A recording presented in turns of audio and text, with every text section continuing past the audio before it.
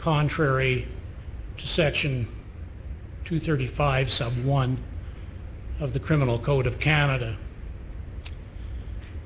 Count number 2, on or about the 3rd day of July 2010, at or near the hamlet of Piers in the province of Alberta, did commit first-degree murder of the person of Marie McCann, contrary to Section 235 sub 1 of the Criminal Code of Canada. Before I announce the verdicts on these 2 counts, I have a number of other things which I wish to say, and it will take about 40 to 45 minutes to review my comments to you today. First, I want to thank the legal counsel involved in this lengthy judge-alone trial, which has involved the resolution of many complex issues along the way. So thank you to Mr. Finlayson QC, Mr. Stewart and Ms. Joma for the Crown, and Mr. Barish QC, Mr. Whitling, and Ms. Purser for the defense for all of your assistance. I also want to thank my court clerk for all of her assistance and support. I will be providing a set of written reasons for judgment after I have announced the verdicts. I have hard copies of these reasons ready to hand out.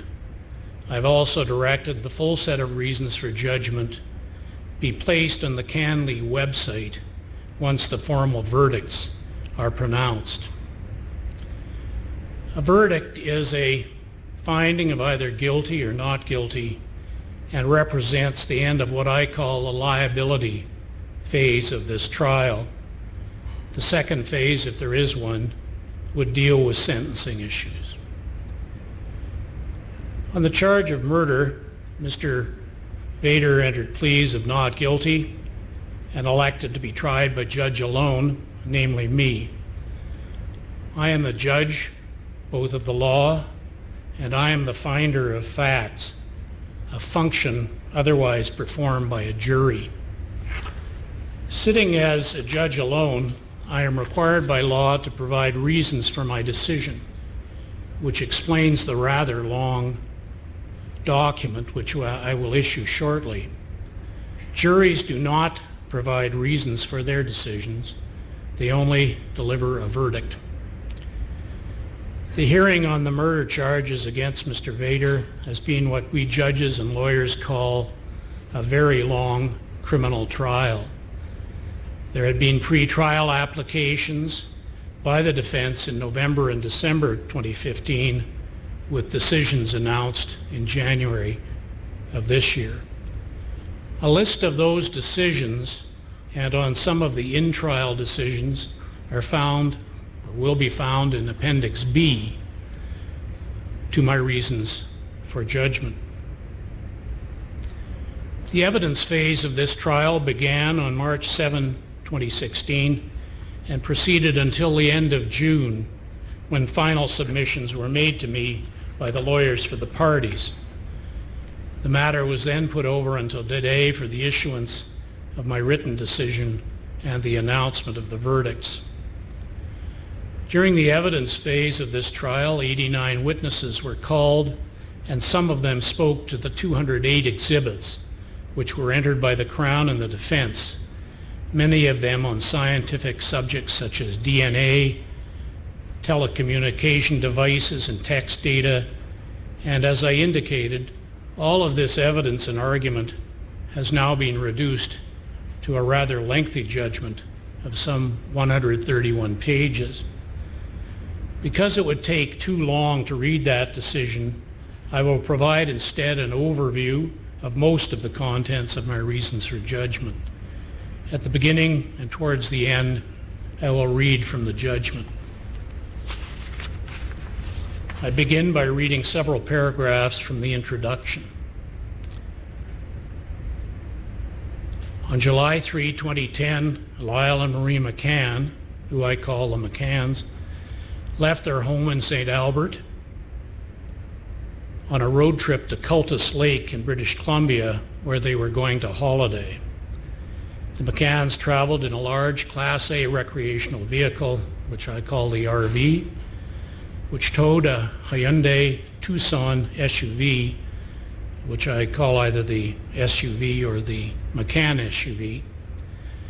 The McCanns had arranged to meet with their daughter, Trudy Marie Holder, who I call Ms. Holder, and her daughter, who were flying to Abbotsford on July 10.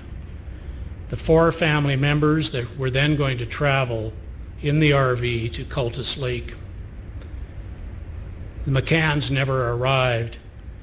This was the first inkling to their family that something had gone awry. Their failure to appear at the Abbotsford Airport was very unusual. Ms. Holder immediately reported to the RCMP that her parents were missing. The McCanns were never seen again, dead or alive. However, in the weeks that followed, the discovery of evidence linked to them began to emerge. The first item was their RV on fire near Minnow Lake, south and east of Edson. Their SUV was found in an abandoned farm near the intersection of Highway 16 and Range Road 144 west of the 5th Meridian. On July 3, the McCann cell phone was used to communicate with persons unknown to the McCanns. Forensic investigators located blood from the McCanns on objects found inside the SUV. A hat worn by Lyle McCann was found in the SUV with a bullet hole and his blood on it. This is all circumstantial evidence. The RCMP investigation commenced on July 10 and soon focused on one individual, Travis Edward Vader, who I call from time to time Mr. Vader or Travis Vader. He told the police he had nothing to do with the McCanns. This decision is to determine whether that is true or not, and whether the Crown has proven beyond a reasonable doubt that Mr. Vader killed the McCanns and is guilty of first-degree murder under Section 231 of the Criminal Code of Canada. In my reasons for judgment, I then go on to consider a number of fundamental legal principles, and I've now gone away from my written text. I'm back into my overview. In my reasons for judgment, I then go on to consider a number of fundamental legal principles, such as the applicable standard of proof in a criminal trial, namely proof beyond a reasonable doubt, with the onus of proof being at all times on the Crown to prove this serious charge against Mr. Vader. This is also a case involving circumstantial evidence, which is subject to some special rules, and those are reviewed. My written judgment includes a lengthy review of forensic evidence recovered by RCMP investigators, including evidence about a fingerprint on a beer can, firearms residue on a hat, blood location and stain patterns, and fiber analysis. A significant part of my written judgment deals with an examination and analysis of DNA evidence, including a review of opinion evidence from Crown and defense witnesses whom I qualified as experts. I make choices as to which expert opinions I prefer and make findings of fact in respect to the DNA of the McCanns and Mr. Vader, which had been found in various locations, on a hat worn by Lyle McCann and on some no-name cans found in the McCann SUV. Because Mr. Vader had made statements to the police about his alleged involvement in the disappearance of the McCanns, I had made a ruling that his statements to the police were voluntary and therefore admissible in evidence. These out-of-court statements form part of the evidence in this trial, and the law requires me to perform what we lawyers and judges call a WD analysis of his involvements and also of some of the admissions which he has made. I then go on to analyze other significant bodies of evidence, including telecommunication data in respect to many telephone calls and texts, cell phone location information, and usage data. That is followed by a series of credibility and reliability reviews of 8 Crown witnesses to determine whether they are capable of belief and to assess the reliability of their evidence. This is perhaps the most difficult task for a trial judge to perform, because sometimes witnesses do not tell the truth, the whole truth, and nothing but the truth, as they swear or affirm to do.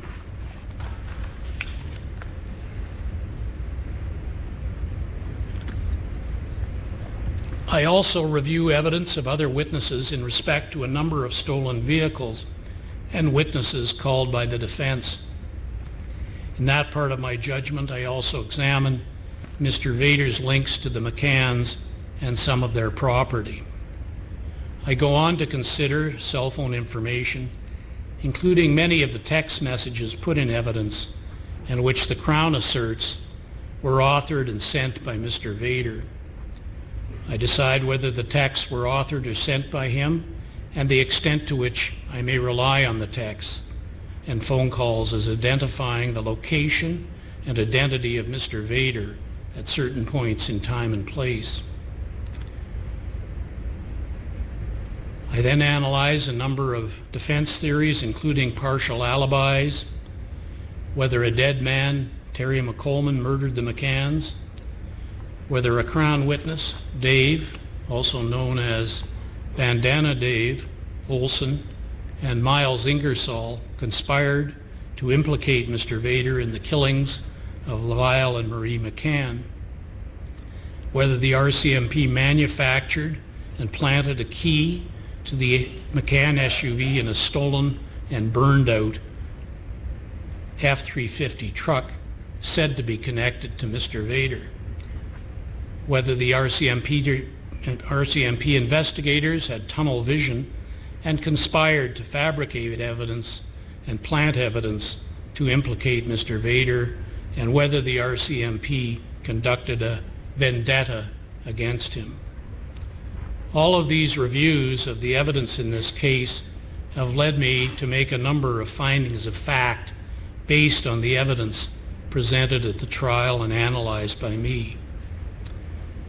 I am now going to read from my reasons for judgment, commencing on page 114, paragraph 640. Some of the terms mentioned are defined terms. The times referred to in the actual judgment, the written judgment, are based on the 24-hour clock, but I have converted them to AM or PM. So the quote from my written reasons for judgment start at paragraph 640. After careful review of the evidence of the Crown and defense, I have reached a conclusion on a number of findings of fact, in addition to those already found in this decision. What follows is a review of the findings I have already identified and additional findings of fact. Prior to this review, I will restate a number of critical conclusions. 1. Mr. Vader is a drug dealer and addicted to methamphetamine. On July 3, 2010, Mr. Vader had no money, no food, and was in desperate circumstances. 3. Mr. Vader encountered the McCanns on July 3, 2010, and ended up in possession of some of their property, including the RV, the SUV key and fob, the Bogues hat, the Vopak hat, and the no-name cans. There was blood shed by both Lyle and Marie McCann, and a gunshot at close range pierced part of the Bogue's hat. The location of where the bloodletting occurred is unknown. 5. Mr. Vader was the sole operator of the McCann cell phone on July 3, 2010. 6. Mr. Vader was the sole operator of the Sexsmith phone from 6:29 p.m. on Saturday, July 3, 2010, until it was seized from him by the RCMP on July 19.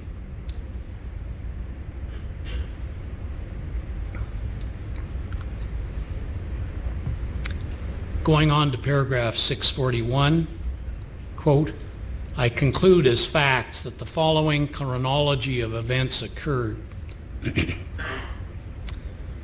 June 28, 2010, Mr. Vader stole the F-350.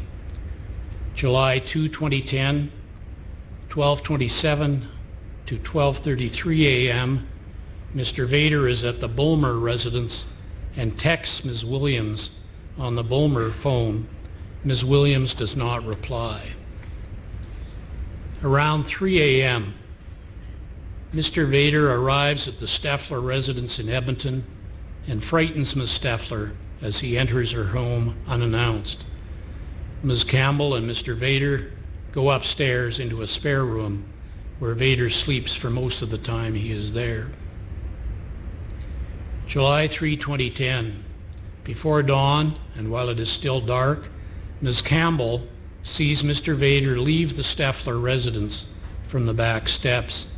Mr. Vader drives away in the F-350 by himself. Around 9 a.m., the McCanns leave their home in St. Albert in their RV, towing their SUV.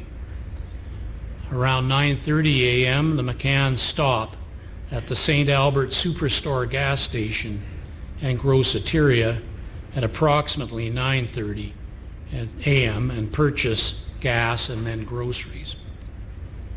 10:08 a.m., the McCanns depart the St. Albert Superstore and drive west on Highway 16. Around noon, again this is on July 3rd, Mr. Vader arrives in the F-350 truck at the Olson residence in Piers. He pulls the F-350 into the driveway and parks facing forward. Mr. Vader has no money, he is broke, obtains lawnmower oil from Mr. Olson and pours it into the oil reservoir of the F-350. 12:01 p.m. to 12:15 p.m., Mr. Vader uses the Olson landline 780-693-2453 to make 3 calls to the Williams cell phone 780-819-0283. Amber Williams does not answer. Mr. Vader then leaves the Olson residence in the F-350 truck shortly after 12:15 p.m. 12:15 p.m. to 2:14 p.m., Mr. Vader and the McCanns' paths intersect. Mr. Vader takes possession of the McCanns' property. 2 p.m. to 2:32 p.m., Mr. Vader uses the McCann cell phones to send 2 text messages to Ms. Williams. The first at 2:28 p.m. Quote, "Hey babe, it's me. How are you doing today? You know you can still text my phone. I can still receive text. I miss you so much." And again at 2:32 p.m., quote, "I have been trying to call you and text you and email you and Facebook you, and I can't get in touch with you. It's me, T." 3:55 p.m., Mr. Vader phones the Williams cell phone using the McCann cell phone from the hamlet of Mackay near the Bulmer residence. Ms. Williams does not answer the phone call. Around 5:15 p.m., again still on July 3rd, Mr. Vader arrives for a second time at the Olson residence, but this time driving a different vehicle. Mr. Olson observes that Mr. Vader is driving a light green Hyundai SUV, the McCann SUV. Mr. Vader backs the McCann SUV into the driveway and parks it well back from the street.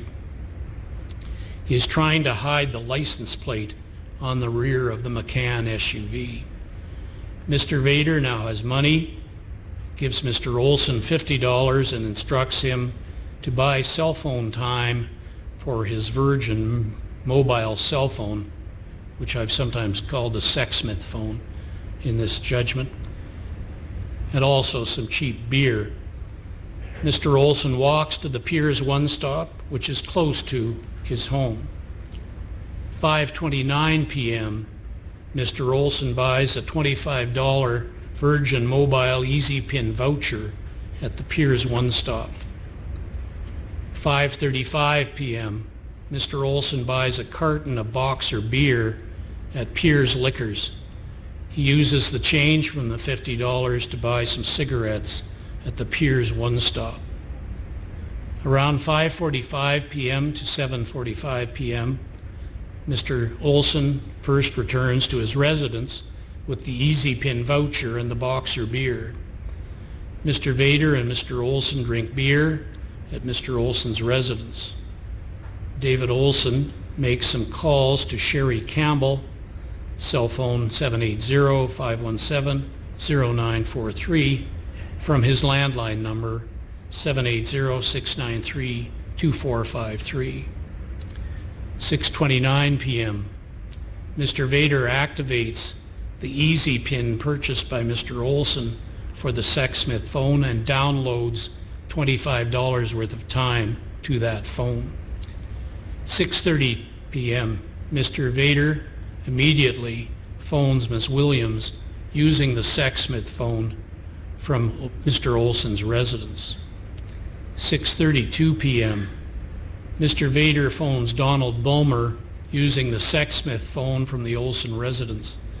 Mr. Vader reaches Mr. Bulmer and asks him to contact Ms. Williams on his behalf. 6:37 to 11:03 p.m., again still on July 3rd, Mr. Vader and Ms. Williams engage in an extensive text message exchange on their respective cell phones. 6:38 p.m. While still at the Olson residence, Mr. Vader phones the Esther McKay residence landline using the Sexsmith phone. 7:30 p.m. Miles Ingersoll arrives at the Olson residence and parks in front of the McCann SUV. Mr. Ingersoll observes the Hyundai SUV, which is, quote, seafoam green, end quote, in color and equipped with a tow bar on the front bumper. Mr. Ingersoll observes that Mr. Vader seems upset or something was bothering him. 7:30 to 7:35 p.m., Mr. Vader asks Mr. Ingersoll to move his vehicle, and Mr. Vader drives off with the McCann SUV and the remnants of the Boxer beer, including the cardboard carton. 7:35 p.m., Mr. Vader phones the Esther McKay residence landline using the Sexsmith phone from a location closer to Piers than the hamlet of Mackay. 10:25 p.m., using the Sexsmith phone from a location closer to Piers than the hamlet of Mackay, Mr. Vader phones the Esther McKay landline. Moving on to July 4, 2010, around 4 p.m., the McCann RV towing the now reattached McCann SUV enters and parks in site number 8 of the Minnow Lake campground. The SUV departs, leaving the RV behind. Mr. Vader was the driver of the SUV at the time. I note there is no activity on either the McCann or the Sexsmith cell phones throughout July 4th, which was a Sunday. July 5, 2010, 12:40 a.m. to 12:48 a.m. Mr. Vader telephones the Esther Mackay residence from the Sexsmith phone from the general area of the hamlet of Mackay. Around 2 a.m., Mr. Vader arrives at the Esther Mackay residence driving the F-350 truck. Shortly thereafter, Ms. Sexsmith returns to the Esther Mackay residence to find Mr. Vader and his sister. A confrontation ensues. Ms. Sexsmith punches the F-350 and Mr. Vader drives away in that vehicle. 6:30 a.m. to 1 p.m. This is on July 5th, which is a Monday. 6:30 a.m. to 1 p.m. The RV and SUV are present at the Minnow Lake campground. The RV is backed onto Site 8. The SUV is parked on the entrance door side of the RV. After 1 p.m., Mr. Vader moves the RV from the Minnow Lake campground to a nearby closed road. Mr. Vader sets the RV on fire.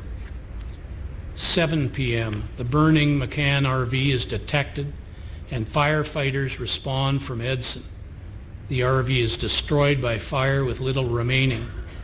There are no bodies found in the ashes of the RV.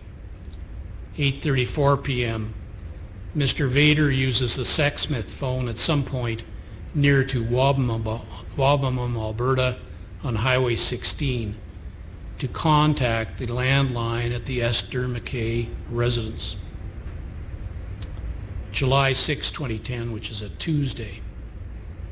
Around 2 p.m., Mr. Vader returns to the Bulmer residence in the McCann SUV and meets with Mr. Bulmer.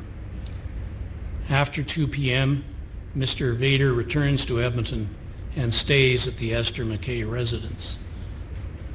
July 6 to 9, 2010. Text message exchanges between Mr. Bulmer and Ms. Williams support the inference that Mr. Vader is not at the Bulmer residence because Mr. Bulmer and Ms. Williams discuss meeting at his residence in relation to property and payment of a debt. Ms. Williams does not want to encounter Mr. Vader. Ms. Williams retrieves the McCann cell phone from the Bulmer residence. Mr. Vader is at the Esther Mackay residence in Edmonton throughout that period. July 7 to 11, 2010.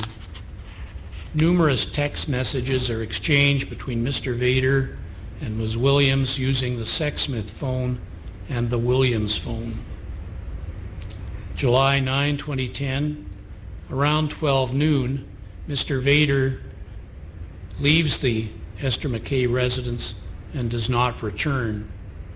After 12 noon on July 9, Mr. Vader travels to the Carrot Creek area, ditches and attempts to burn the F-350 truck. He then steals the clone truck at a nearby location.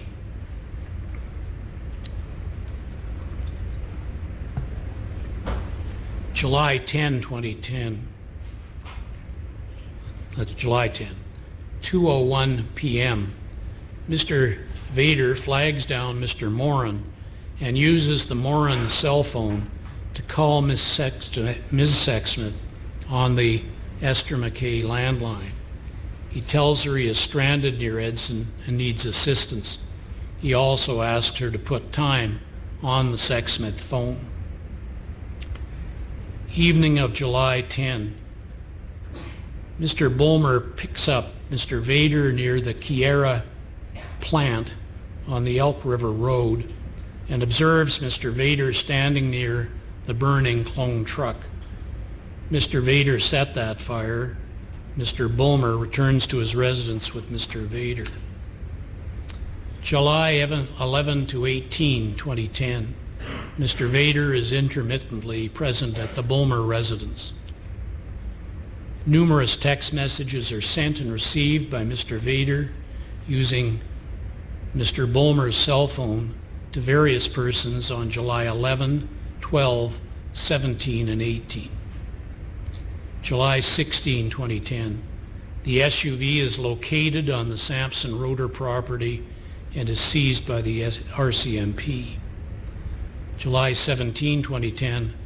The burned out F-350 truck is seized by the RCMP at the Encana well site north of Highway 16. July 19, 2010. Mr. Vader is located at the Bulmer residence. He tries to flee and is detained by the RCMP on outstanding charges. Paragraph 642. With these findings of fact, I now proceed to determine whether or not the Crown has established beyond a reasonable doubt that Mr. Vader is guilty of first-degree murder or a lesser and included offense. And that's the end of that quote. I'm now going on to the next part of my decision, which involves the analysis and the review of a number of issues. I am not reading all of the paragraphs under those issue headings, just some of the conclusory paragraphs. So again, quoting from my written reasons for judgment, issue number 1, are the McCanns dead? Starting at paragraph 648, second sentence. The assembled facts lead to only one reasonable conclusion. The McCanns are dead. I find it entirely implausible that the McCanns survived whatever happened in July 2010, but were then able to and chose to conceal their survival. Paragraph 649. The defense also complains that the Crown has not provided evidence of the time, manner, or cause of the McCann's death. That is not necessary, nor are these elements a part of the offense in question. What matters is whether the Crown has proven the only reasonable inference is that A, the McCanns are dead, B, Mr. Vader caused those deaths, and C, that Mr. Vader had intended to kill or cause bodily harm and was reckless as to whether death was the consequence.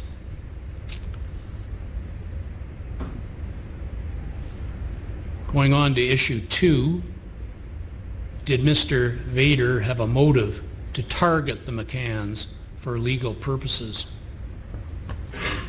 Paragraph 653. I conclude there is no alternative and reasonable theory that would lead Mr. Vader to interact with the McCanns.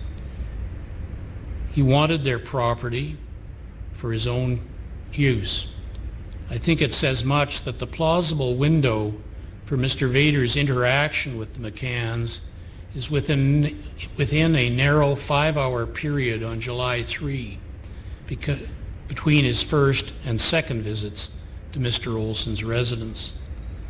On his first visit, he was penniless, unable to contact Amber Williams by his own means, and borrowing lawnmower oil for the F-350 truck. Several hours later, Mr. Vader has used the McCann phone and reappears at the Olson residence in the McCann SUV with cash for beer and the purchase of cell phone subscription time. His robbery had harvested the resources Mr. Vader wanted to satisfy his immediate needs. I find beyond a reasonable doubt that Mr. Vader's motivation to interact with the McCanns was to steal their property. Paragraph 654. I stress in coming to this finding, I am not concluding that Mr. Vader must have aimed to rob the McCanns because of his, quote, bad character, end quote, that he is the, quote, kind of person, end quote, who commits robberies. I come to this conclusion because Mr. Vader had needs which would be satisfied by the robbery, and because he had a pattern of committing thefts to satisfy his needs, particularly when it came to vehicles. The McCanns and their property were likely nothing more than a target of opportunity, an opportunity that Mr. Vader took. Issue number 3, was Mr. Vader involved with the McCann's property? Paragraph 665. I therefore conclude that the doctrine of recent possession has no direct relevance to Mr. Vader's guilt or innocence for the offenses charged, but does raise a reasonable inference that Mr. Vader stole the McCann's property, which I find is a fact and beyond a reasonable doubt. There is no reasonable, innocent inference to explain Mr. Vader's possession of the McCann's property. Paragraph 666. This is another element of the factual matrix, which in turn may form the basis for the Crown to prove its case beyond a reasonable doubt. Theft is relevant in 2 senses: motive and the probability of violence. I turn next to the latter point. Issue number 4, were the McCanns victims of violence? Again, I start at the second sentence of paragraph 674. While I have concluded that a firearm was used during the interaction between Mr. Vader and the McCanns, and that firearm caused the hole in the Bogue's hat, I cannot establish who fired the gun or at whom, and the blood drop and spatter pattern on the Bogue's hat does not suggest the bullet that passed through the hat and caused an injury to someone wearing that hat. The blood, largely from Lyle McCann, is on the top of the hat. Paragraph 675. My conclusion on that point, however, does not affect my conclusion that violence occurred in the interaction between the McCanns and Mr. Vader. There was bloodshed. A gun was discharged. While I cannot reconstruct the exact detail of what occurred, I also have no doubt about the overarching relevant fact. The McCanns were victims of violence. Mr. Vader inflicted that violence. The McCanns suffered bodily harm. The presence of their blood makes that obvious. And then carrying on, continuing to quote from my judgment, the next header is Mr. Vader committed homicide, paragraph 676. Linking the facts I have found, there is no question that Mr. Vader committed homicide. The McCanns are dead. They were the subjects of violence that caused bloodshed. Mr. Vader's biological material is mixed with blood from Lyle McCann. Mr. Vader's motivation to interact with the McCanns was theft. Forensic and witness evidence links Mr. Vader to the McCanns' property. Paragraph 677. Mr. Vader caused what happened to the McCanns. The Crown's evidence and the inferences I have drawn from that evidence do not permit a detailed reconstruction of the circumstances that led to the McCanns' death and how Mr. Vader caused those deaths. However, I conclude beyond a reasonable doubt that Mr. Vader, in one manner or another, caused the death of Lyle and Marie McCann. My next step is to determine the legal implications of that fact, and I'll repeat this twice. My next step is to determine the legal implications of that fact.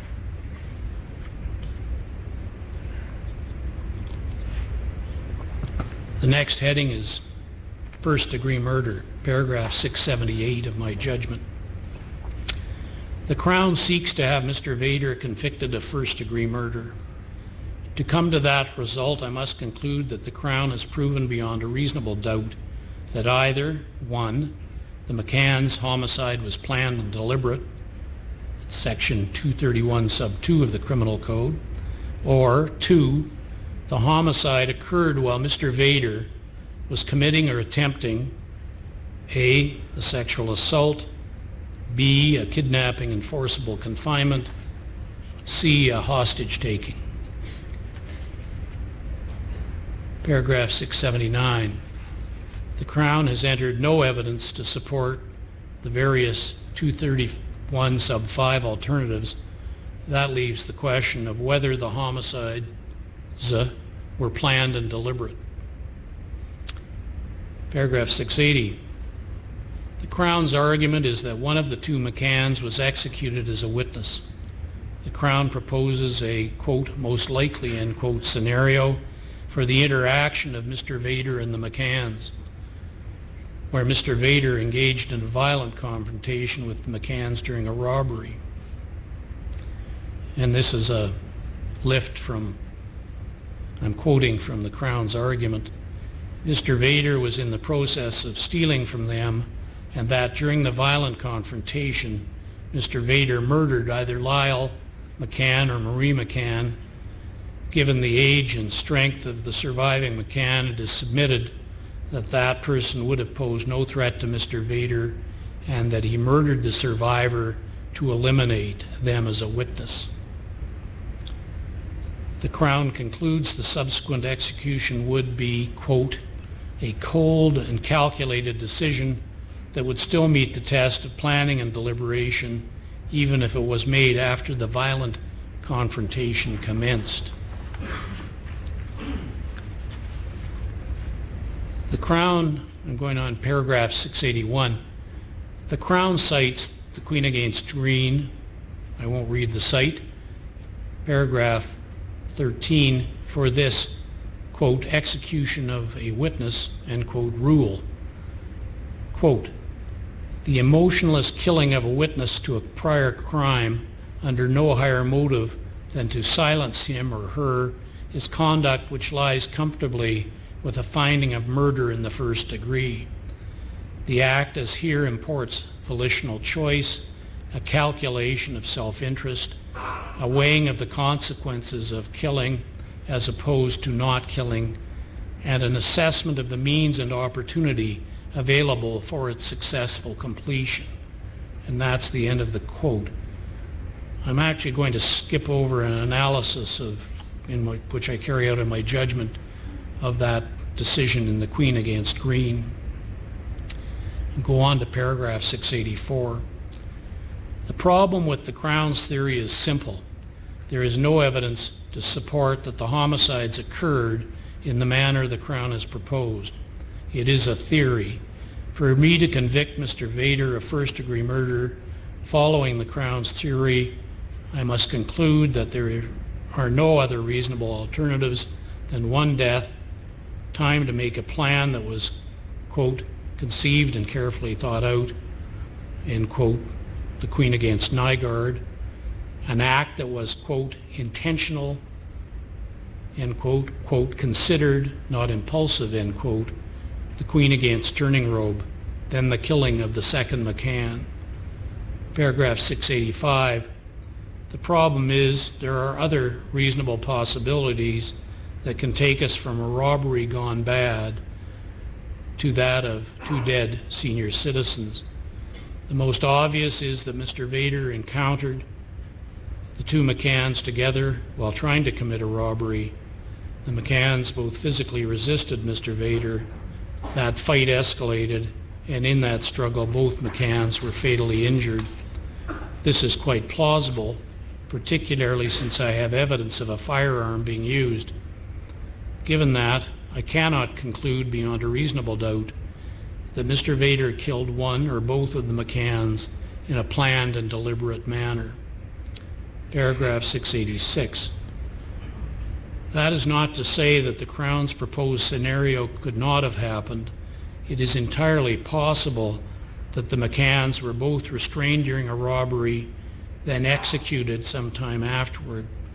Perhaps the Crown's theory is correct. The problem is there is no evidence on which to prefer any of these alternatives. The next heading is second-degree murder or manslaughter. beginning at paragraph 687. The culpable homicide of Lyle and Marie McCann is either a murder or manslaughter. Section 22 sub 4 of the Criminal Code. A homicide is murder. Section 230 of the Criminal Code. If Mr. Vader killed the McCanns, 1, during commission of a robbery, Section 343 of the Criminal Code. 2, if Mr. Vader intended to cause bodily harm to the McCanns to facilitate the robbery or his flight after committing the offense. And thirdly, bodily harm was inflicted and that bodily harm led to the McCanns' deaths. Paragraph 688. I have concluded beyond a reasonable doubt that Mr. Vader intended to and did steal property from the McCanns. I have also concluded beyond a reasonable doubt that the McCanns experienced bodily harm, as is demonstrated by the forensic blood evidence.